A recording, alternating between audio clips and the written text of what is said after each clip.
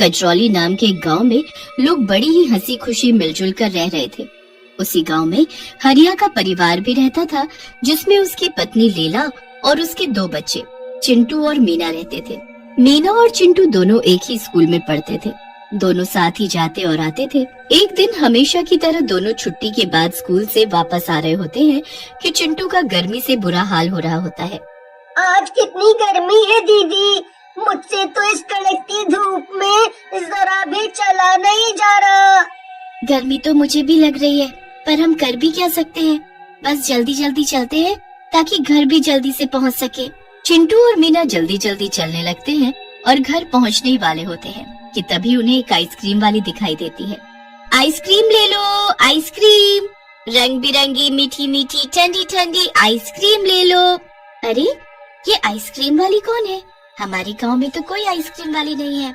अरे दीदी वो छोड़ो, आप मुझे बस आइसक्रीम दिला दो। अरे पर मेरे पास पैसे नहीं है, तो मैं तुम्हें कैसे आइसक्रीम दिला दूं?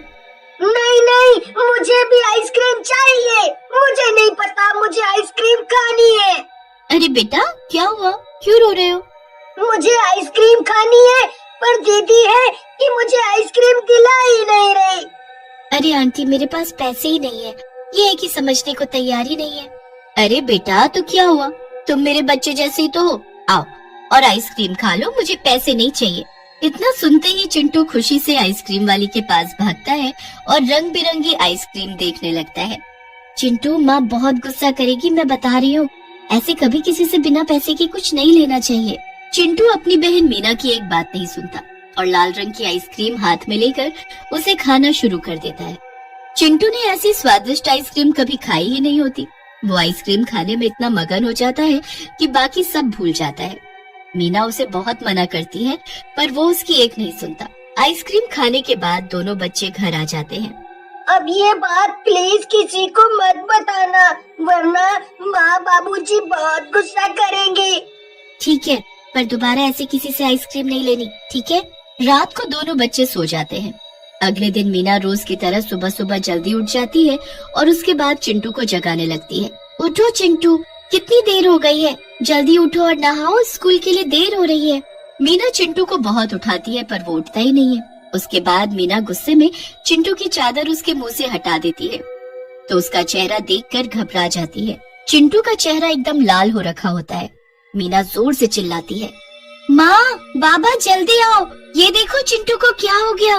मीना की आवाज सुनकर उसके माँ बाबा वहाँ दौड़े चले आते हैं और वो भी चिंटू की हालत देखकर घबरा जाते हैं। किसी को कुछ समझ ही नहीं आ रहा होता कि आखिर चिंटू को हुआ तो क्या हुआ। उसके बाद चिंटू के बाबूजी चिंटू को गोद में उठाकर डॉक्टर के पास ले जाने लगते हैं, तो चिंटू का शरीर बर्फ की तरह ठंडा होने की वजह से वो उसे उठा भी नहीं पाते। हे भगवान, ये तो बर्फ जैसा जम रहा है। क्या हो गया आखिर हमारे बच्चे को? ये कौन सी नई बीमारी लग गई? वो लोग जैसे तैसे चिंटू को डॉक्टर के पास लेकर पहुंचते हैं, तो डॉक्टर को भी समझ नहीं आता कि आखिर चिंटू को कौन सी बीमारी हुई है। शरीर का इस तरह लाल पड़ जाना और इतना ठंडा हो जाना मुझे तो समझ नहीं आ रहा। ये कौन सी बीमारी है? मैंने आज तक न ऐसी कोई बीमारी देखी और न कभी इसके बारे में सुना। चिंटू के माँ बाबा चिंटू को घर ले आते हैं और उसकी घर में ही देखभाल करने लगते हैं। 2-4 दिन ऐसे ही निकल जाते हैं। फिर मीना अकेले ही स्कूल जाना शुरू कर देती है। स्कूल से आते वक्त उसे वही आइसक्रीम वाली आइसक्रीम बेचती दिखती है। मीना उस आइसक्रीम वाली को देखती रहती है। उस आइसक्रीम वाली के पास कुछ गरीब बच्चे खड़े होते हैं, जिनको वो उनकी पसंदीदा आइसक्रीम दे रही होती है। बताओ बेटा, तुम्हें कौन सी आइसक्रीम चाहिए?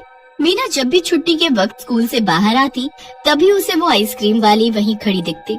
पर अजीब बात तो ये थी कि कभी वो बच्चों से आइसक्रीम के पैसे ही नहीं लेती थी। वो हमेशा ऐसे ही बच्चों को आइसक्रीम दे दिया करती थी। एक दिन की बात है, जब मीना स्कूल से घर पहुंची ही होती है कि वो देखती है उसके साथ वाले घर में रहने वाला राजू नाम का एक बच्चा बड़ी ही रंग बिरंगी आइसक्रीम खा रहा होता है। अरे वाह राजू, तेरी आइसक्रीम तो बड़ी सुंदर है।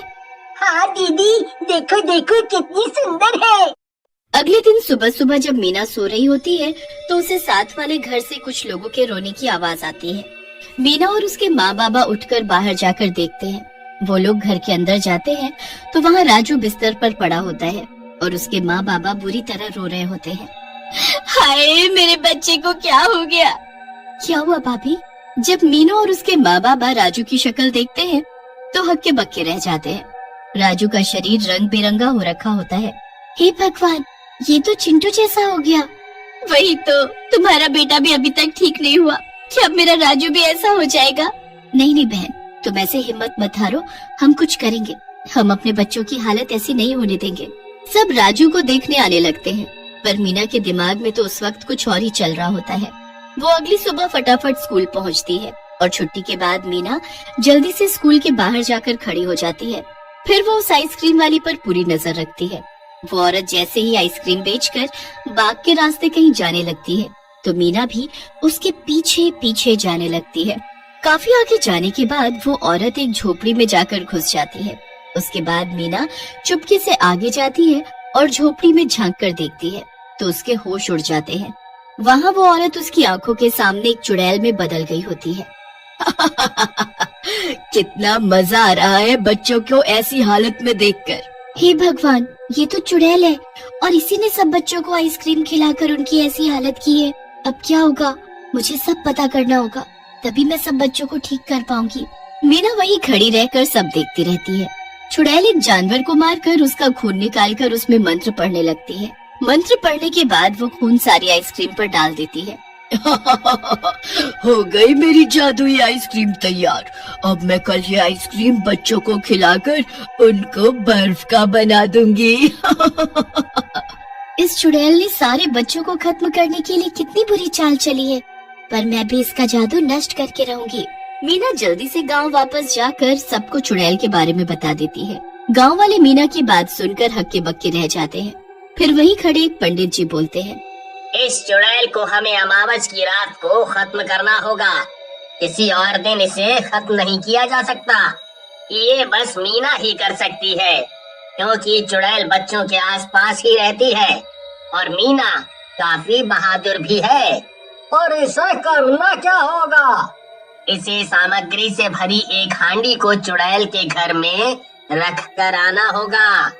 इस हांडी में इतनी गर्मी है कि वो सारी आइसक्रीम को पिघला देगी। जैसे ही वो आइसक्रीम पिघलेगी, वैसे वैसे वो चुड़ैल भी पिघल जाएगी। बस फिर सब अमावस की रात का इंतजार करने लगते हैं। जैसे ही वो रात आती है, मीना आधी रात में वो हांडी लेकर उस चुड़ैल के घर में जाती है। मीना उस हांडी को चुड़ैल के घर में रख तो देती है, पर जैसे ही वो घर से बाहर जाने लगती है, चुड़ैल उसके सामने टकरा जाती है। मीना चुड़ैल को देखकर बहुत ज्यादा घबरा जाती है। तू यहाँ क्या कर रही है? तुझे मेरे घर का कैसे पता लगा? मैंने कुछ नहीं किया, मुझे जाने दो, मुझे जाने दो। ऐसे कैसे जाने दो? मुझे तो लग रहा है तू ही है जिसने मेरी आइसक्रीम पर कुछ ऐसा किया है कि उसका जादू काम ही नहीं करता। नहीं नहीं, मैंने कुछ नहीं किया, मुझे जाने दो। चुड़ैल मीना के बाल पकड़ती है और उसे घसीटते हुए घर के अंदर ले जाती है। मीना बुरी तरह चीखने चिल्लाने लगती है, पर चुड़ैल को कोई फर्क नहीं पड़ता। आज मैं तेरे ही खून पर जादू करके उसे इन सभी आइसक्रीम पर डालूंगी। चुड़ैल मीना को एक कोने में बांध देती है। उसके बाद जैसे ही चाकू एकदम पैना हो जाता है, वो खिड़की से आसमान में चांद की तरफ देखकर मुस्कुराती है। आ गया सही वक्त। अब मेरी जादुई आइसक्रीम फिर से अपना कमाल दिखाएगी। बस उस पर एक बार इंसानी खून चढ़ जाए। चुड़ैल हंसती है और चाकू उठाकर मीना की तरफ बढ़ने लगती है। वो जैसे मीना की गर्दन पर वार करती है कि चाकू के साथ उसका हाथ पिघल कर नीचे गिर जाता है। ये क्या हुआ? मेरा हाथ क्या किया है तूने लड़की? जल्दी बता मुझे। चुड़ैल दूसरे हाथ से चाकू उठाती है, पर जैसे ही वो चाकू को हाथ लगाती है कि दूसरा हाथ भी पिघल जाता है। चुड़ैल बुरी तरह चीखने लगती है और अपनी आंखों से खुद के शरीर को पिघलते हुए देखती है। वो बहुत कोशिश करती है, पर उस हांडी की गर्मी से उस चुड़ैल का शरीर पल भर में पिघल जाता है। मीना वहाँ से भागती है और गांव पहुँचती है, तो वहाँ अपने भाई के साथ सभी बच्चों को पहले जैसा ठीक देख खुशी से झूम उठती है। पूरा गांव मीना की बहादुरी की प्रशंसा करता है और फिर बच्चे कभी भी किसी अनजान आइसक्रीम वाली से फ्री की आइसक्रीम या कुछ और नहीं खाते।